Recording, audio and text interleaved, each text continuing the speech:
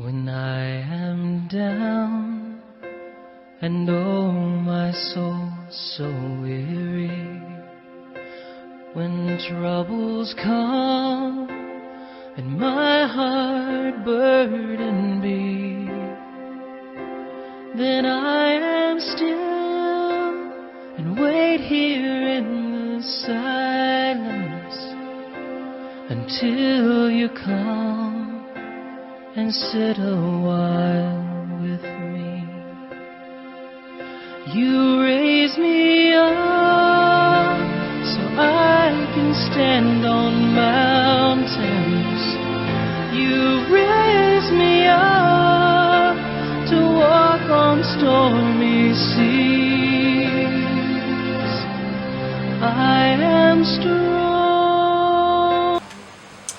So, good day and welcome to CCE Digest, and this is where we bring you everything you need to know about the Center for Continuing Education, soon to be the College of Distance Education, University of Cape Coast.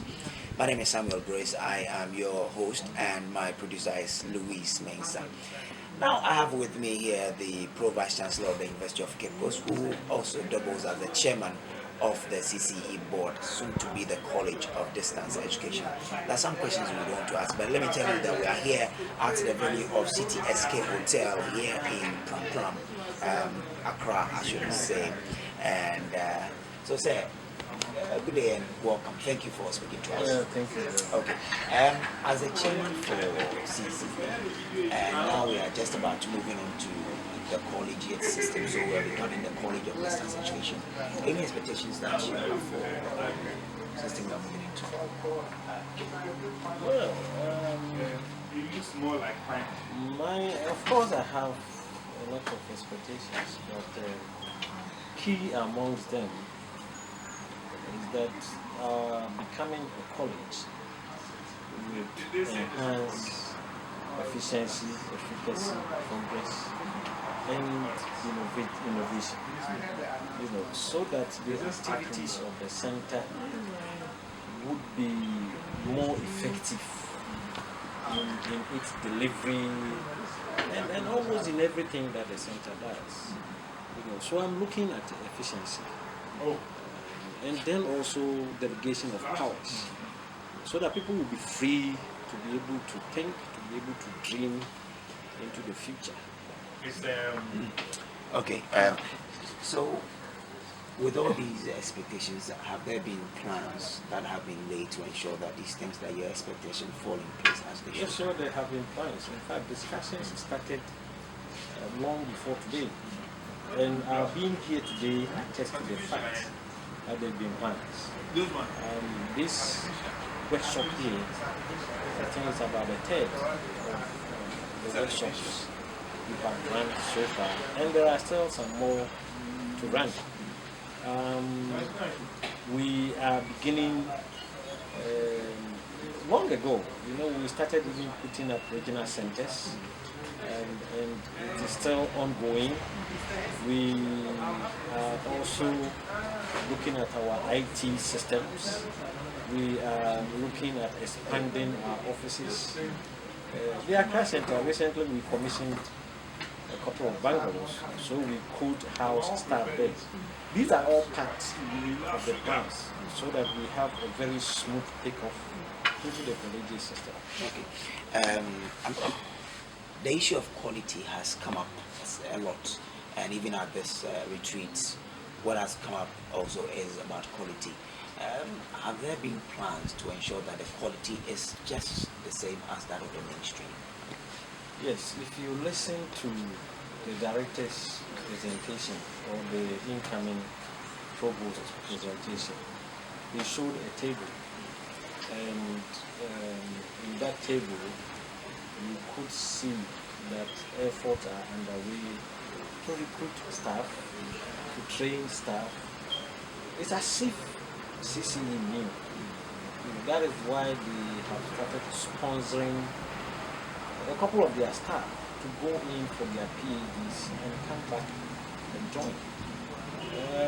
We are also, as we heard, reviewing the modules and then the video conferencing, the teleconferencing that are all coming up are all geared towards improving the quality of delivery. We have talked today about questions. We have talked today about what is the word? Moderating questions. All are geared towards improving the quality. We need to improve the quality because we are always trumpeting that the certificate we give to CCE students are the same as what we give to the regular students. And I agree perfectly. There is no difference. And if there is no difference, then we should be able to deliver at the distance learning level so the students will also go out with confidence. That is where we will see the quality. The quality will not be seen that much when they are students, but when they have completed and they are out there working, there you will see the quality. And I think we are working to it. Okay. So finally, before you move, what are the expectations of the center as you progress into CoDE? Where the future lies for CC? Well, I think the future is very bright because becoming a college also means expansion. Also means the capability to increase intake. And even today we have spoken about going global, extending our activities beyond the boundaries of Ghana, beyond the boundaries of West Africa and Africa.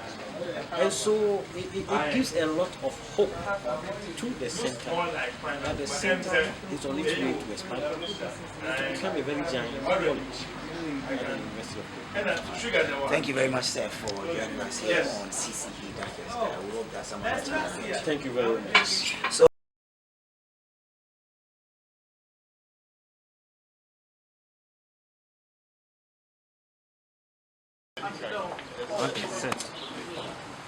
So once again, good day and welcome to CCE Digest.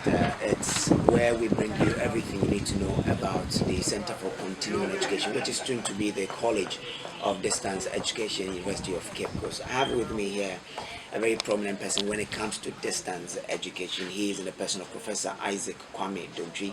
He's the Dean of the Institute of Distance Learning, KNUST Kumasi. I have some questions I would be asking him to see what we can do together. Now, sir, thank you for agreeing to speak to us. You're welcome. If we are talking about distance learning, what, in your estimation, has distance learning been doing to contribute to the nation building in terms of achieving the educational goal that the nation has? Well, as far as distance education is concerned, and specifically what KNU stands for, as far as it's concerned, is to increase access to education anytime, anywhere, by several ways. So once we're able to achieve that, then we know that the purpose for which it's set up has been achieved. Now, as far as contribution is concerned, our clientele is basically the working public, and we do our delivery in several modes over the weekends. And therefore, you don't have to leave your work and come to school. You have your work and you still come to school. You have education, so it affects you, and everything that you have to have in terms of promotion, promoting education is achieved without necessarily stopping work. So for me, that is a very good plus, a very good thing, and it adds to development. Throughout your presentation yesterday, one thing that stood out for me was the call for collaboration among universities in Ghana. Why the collaboration? Yes, collaboration because, see, the education enterprise is huge and investment in it is also huge. Now, you collaborate on several fronts. You have leverage in terms of academia, in terms of facilities, in terms of exposure, and then you have a common front even to more or less bargain for internet facilities with the telecoms and so on and so forth. So basically, if you have people coming together, there are several things that we can benefit from, and that is what I mean by collaborating. on all fronts as far as distance educators are concerned. So, can it be even a point where probably, let's take for instance, business learning, your institute would do admissions and might get to a point where you can admit any longer, and so you can talk to any of the centers like CCE or UCC or Unibank. It's okay. These are the numbers that apply to me, but I think I can go further. But if you can, these are the people. Can it be a collaboration in that area? Why not?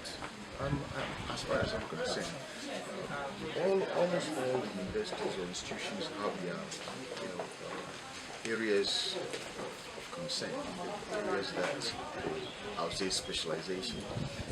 For us at K University, we emphasize on science and technology, and therefore, when it comes to that, if people are elsewhere and they want it, I guess it wouldn't be inappropriate for UCC, for example, to direct them to K University.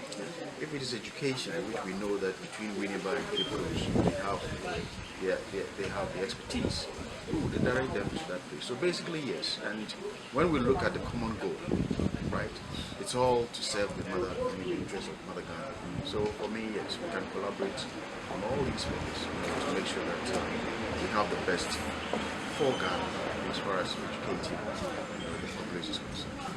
You've been somebody who has followed the Center for Continuing Education UCC for quite a time now. If you are asked to evaluate the work of CCE, can you be able to do that for us? I think that is a bit difficult because I've not looked into the microstructures of UCC. But from the outside, I think yes, it's been doing very well. As for challenges, if you're doing any business and you don't have challenges, then there's no business. So as far as I'm concerned, it's been doing very well, and that's good.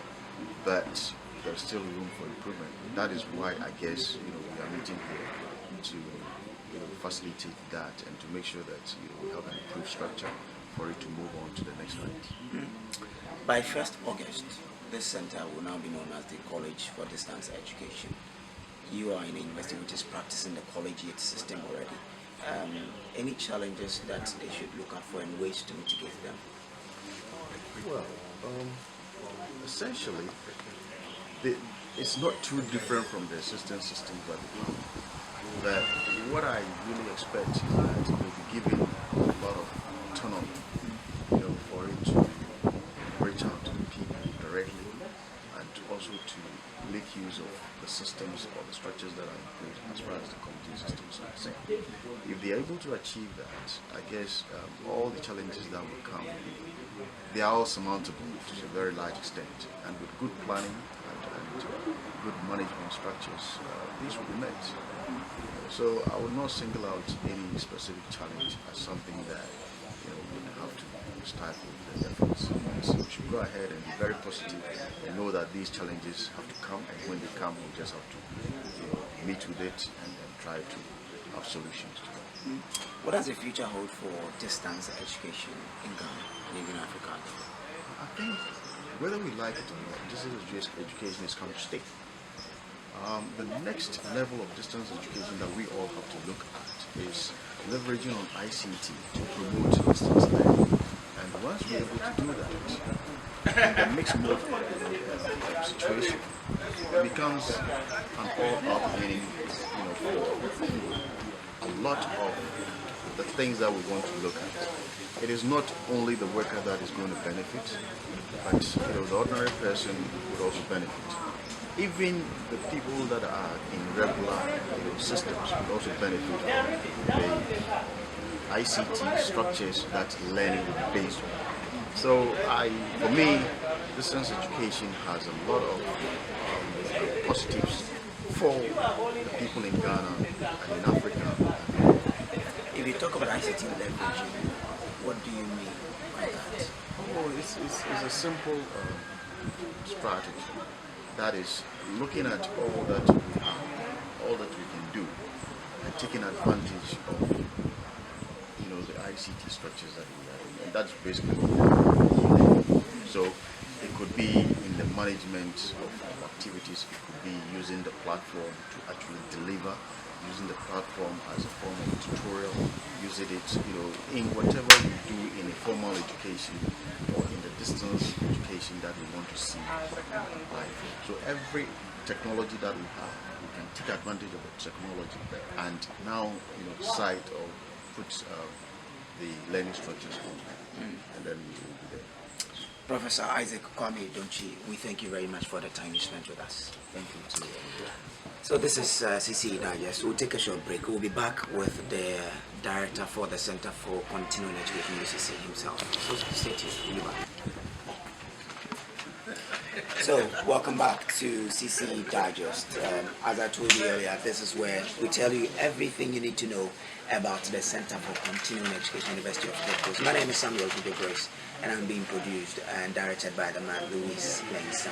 I have the hot seat to the man himself, the one who's in charge of managing that very big center, which is soon to become a college of distance education, University of Cape Coast. Professor George K.T. Odro. I'll maintain the KT because he doesn't like me to go into the full details.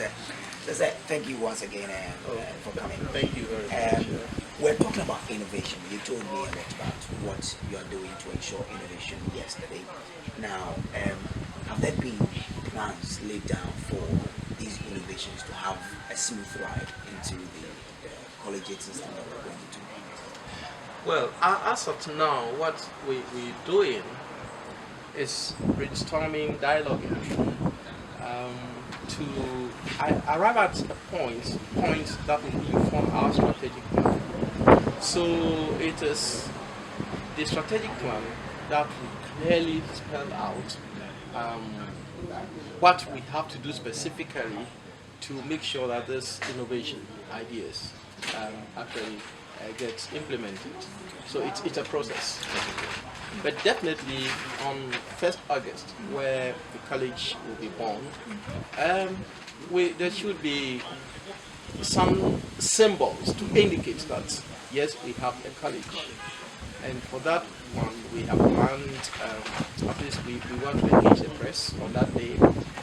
We also actually some T-shirts to indicate that, and all our vehicles we're changing the writings on them to reflect the college status, our buildings, and all those. So these are things that but the bulk of the work will come after 1st August. I was coming to preparations towards this collegiate system.